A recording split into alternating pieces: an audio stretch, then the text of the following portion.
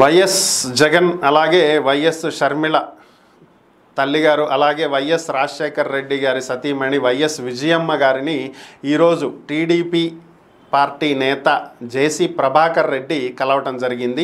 అయితే వీరిద్దరికీ ఈ రెండు కుటుంబాలకి బంధుత్వం కూడా ఉన్నటువంటి నేపథ్యంలో విజయమ్మ గారికి ఆరోగ్యం బాగోలేదు అని చెప్పి తెలియటం వల్ల ఆమెను మర్యాదపూర్వకంగా పరామర్శించడానికి వెళ్ళారు అని చెప్పి జేసీ అనుచరులు చెప్తున్నటువంటి పరిస్థితి.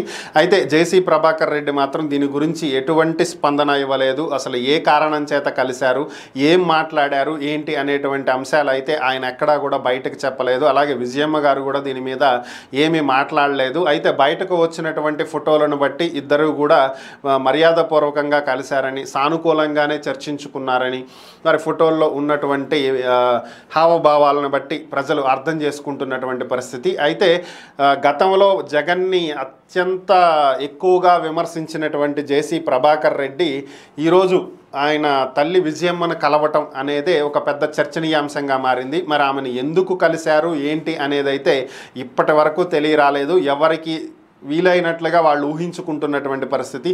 సోషల్ మీడియాలో అయితే విజయమ్మ టీడీపీకి సపోర్ట్ చేస్తుందని, లేదా ఆల్రెడీ గత ఎన్నికల్లో షర్మిలకు సపోర్ట్ చేసి నా కూతుర్ని గెలిపించండి అని చెప్పి ఆమె ఒక వీడియో కూడా రిలీజ్ చేసింది కాబట్టి ఆమె షర్మిలకు సపోర్ట్ చేస్తుందని, ఇలా రకరకాలైనటువంటి వార్తలు అయితే వస్తున్నాయి. మరి ఓవరాల్గా వీళ్ళిద్దరిలో ఎవరో ఒకళ్ళు స్పందిస్తే తప్ప అక్కడ ఏం జరిగిందనేది బయటకు తెలిసేటువంటి అవకాశం లేదు.